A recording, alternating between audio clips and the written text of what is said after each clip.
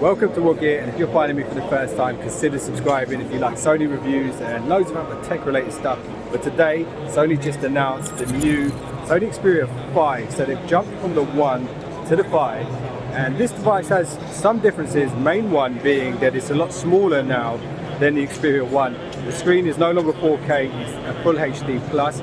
They've changed the location of the cameras on the back of the device, but it brings the flagship performance of the Xperia 1 to a more easy to hold handset, which is pretty awesome. They've got 4 different colors here. Inside the device, you've still got the Snapdragon 855, like in the Xperia 1. The camera module is the same, although it's in a different location. So you've got the triple camera layout, you've got the Cinema Pro app, you've got eye autofocus.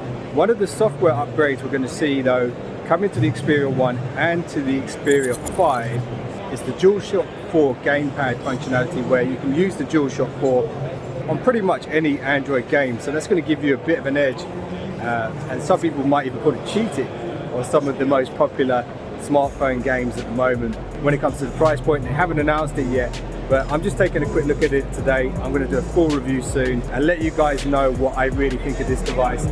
So I hope you enjoyed this quick look at the Sony Xperia 5. If you want to see more, let me know what videos you'd like to see in the comments below, and stay tuned for more videos from the Ether coming soon.